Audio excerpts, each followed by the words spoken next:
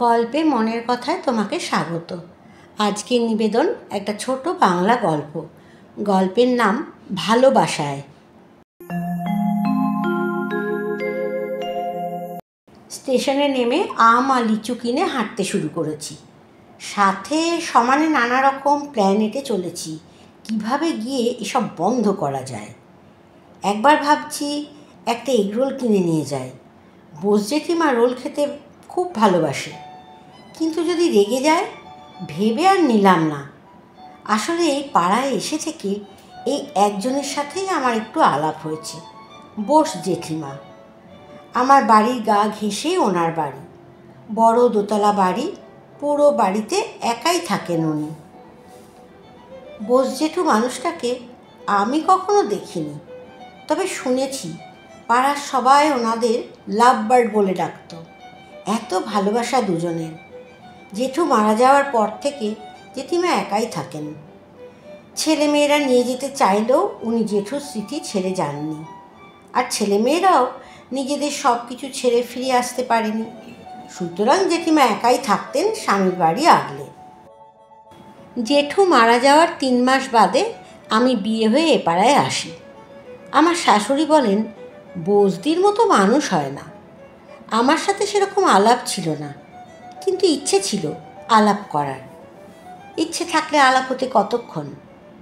বাড়িতে রান্নার লোক রাখবো সেই খোঁজ নিতেই একদিন গিয়েছিলাম বোস জেঠিমার বাড়ি। শাশুড়িই পাঠিয়েছিল আমায়।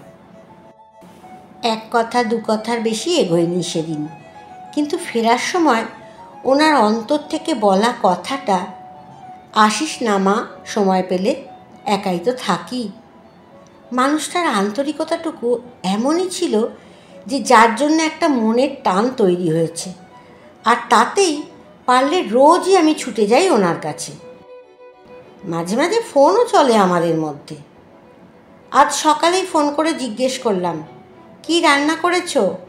বলল, আজ থেকে অমাবস্যা, রান্না করিনি তাই।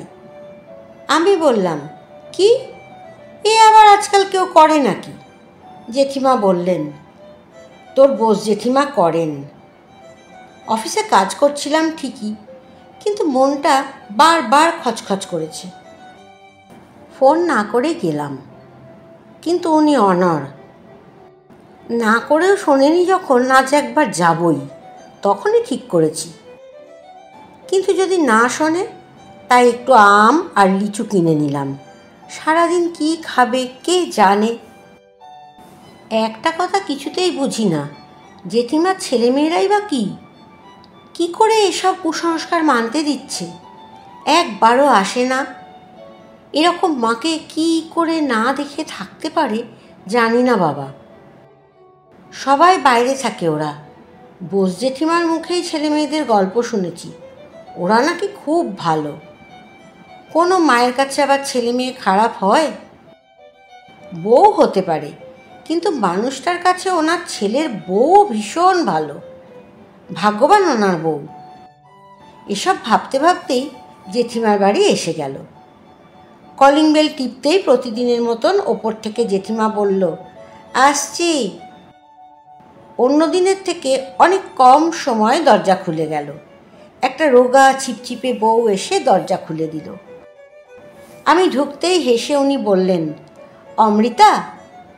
আমি মাথা নাড়িয়ে হাসতেই বলল, আমি তোমার বোস জেঠিমার ছেলের বউ পূজা। আমি একটু হাসলাম, বুঝলাম জেঠিমা বৌমার কাছে আমার গল্প করেছেন। আমি বললাম, কখন এসেছেন? একটু হিন্দি মিশিয়ে পূজা বলল, আজকেই। আমরা দিদিরা সবাই এসেছি। আমি একটু অবাকই হলাম। সবাই আসবে, কই জেঠিমা তো বলল না। সকাল থেকে 5 বার অন্তত কথা হয়েছে। এত ফোন আমি নিজের শাশুড়িকেও করি না। একটু খারাপ লাগলো। আসলে সম্পর্কের গভীরতাই অভিমানের জন্ম দেয়। পূজার সাথে কথায় কথায় দোতলায় এসে জেঠিমার ঘরে ঢুকেই দেখলাম জেঠিমা খাটের মাঝখানে বসে আছে, আর ওনাকে ছড়িয়ে বসে আছে 3টে বাচ্চা। বোঝা গেল সব নাতি নাতনি। গল্পে আমি ওদের সবাইকেই চিনি। আমাকে দেখেই জেঠিমা বলল, আয় মা আয়। আমি জেঠিমাকে আম আর লিচু দিতেই জেঠিমা হাউ হাউ করে উঠল, পাগল হলি তোরা? ওদিকে ছেলে মেয়েগুলো, এদিকে তুই। খাটের তলা দেখ কত ফল জড়ো হয়েছে। আমি বললাম, কি দরকার ছিল তোমার এসব অমাবচি করার? জেঠিমা বললেন, এটুকু তো মানতেই হয় রে, তোর জেঠু যে বড্ড ভালোবাসতো আমায়। কথাটা শুনেই রাগ হয়ে গেল আমার। ভাবলাম বলি, ভালোবাসলে তো জেঠুর কষ্ট হবে তোমাকে এরকম দেখলে, কিন্তু বলা হলো না। আজ ভিড়ের মধ্যে একটা অধিকার বোধ দেখাতে ইচ্ছা করলো না। কিছুক্ষণের মধ্যেই দুজন দুটো প্লেট নিয়ে ঘরে ঢুকলো। একজন পূজা আর একজন জেঠিমার যৌবন। বুঝলাম এই ঝুমুর, জেঠিমার মেয়ে। আমার দিকে প্লেট এগিয়ে দিয়ে বলল, নাও খেয়ে নাও, অফিস থেকে আসলে। দেখলাম ঝুমুরদির হাতের প্লেটে লুচি তরকারি আর পূজার হাতের প্লেটে মিষ্টি। আমি বললাম, এত পারবো না গো ঝুমুর দিদি। ঝুমুর যেন এবার জোর পেল আমার গলায় নিজের নাম শুনে। বলল, একদম চুপ করে খাও, আমি কিন্তু খুব রাগী। দেখো তোমার জেঠিমার কি হাল করেছি। আমি এবার নিজের কোটে বল পেয়ে বললাম, আজকাল কি কেউ করে নাকি এসব অমাবাচি? ঝুমুরদি বলল, করে না তো, কিন্তু উনি শুনলে তবে তো। কাজকর্ম ছেড়ে ছুটে এলাম আর কি। বলিনি আগে, তাহলেই না করে দিত, আমার রাগ হয়ে যেত। ওনারই তো মেয়ে, বলেই হাসলো ঝুমুরদি। তারপর আবার বলল, ওই সব ফলমূল খেয়ে থাকবে, শরীর খারাপ হবে না কি হবে। ভাইকে ফোন করলাম ওদিকে। আমি আর তোমার সৈকতদা সব বাচ্চাদের নিয়ে ফ্লাইটে করে চলে এলাম। এমনিতেও আসা হয়নি বহুদিন। চাকরি স্কুল ছেড়ে কি করে আসি বলো তো? মাও তো পারে যেতে। ঝুমুরদির গলায় হালকা অভিমান। জেঠিমা খাটে বসে জুলজুল চোখে তাকিয়ে বলল, দরকার ছিল না, দিব্যি এই কদিন বসে ফল মিষ্টি খেয়ে কাটিয়ে দিতাম।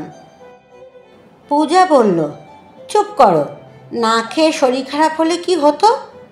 তারপর আমার দিকে তাকিয়ে বলল, আমি তো বলে দিয়েছি ভাত মাছ খাবে না, ঠিক আছে, লুচি পরোটা ডালিয়া সব চলবে, আমরা এই কদিন সবাই তাই খাবো, নিরামিষ পিকনিক। বলেই হাসছে পূজা। তাকিয়ে দেখলাম জেঠিমাও হাসছে পূজার কথায়। ছেলের বউয়ের যে শাশুড়ির উপরে এত জোর থাকে আমি জানতাম না। সত্যি ভালো মেয়ে পূজা। আমি না করতেও জোর করে লুচির প্লেটটা ধরিয়ে দিল ঝুমুরদি। পূজা পাশে বসে আছে মিষ্টির প্লেটটা নিয়ে, লুচি শেষ হলেই দেবে। আমি বাধ্য হয়ে লুচির প্লেট থেকে এক টুকরো লুচি কেটে নিজের মুখে দিয়ে দেখলাম জেঠিমা হাসি মুখে দেখছে আমায়। আমি কোনো দিনও জেঠিমাকে এত প্রাণ খোলা দেখিনি। হাসছে সব সময়, কিন্তু কোথাও একটা কষ্ট লুকিয়ে থাকতো তাতে।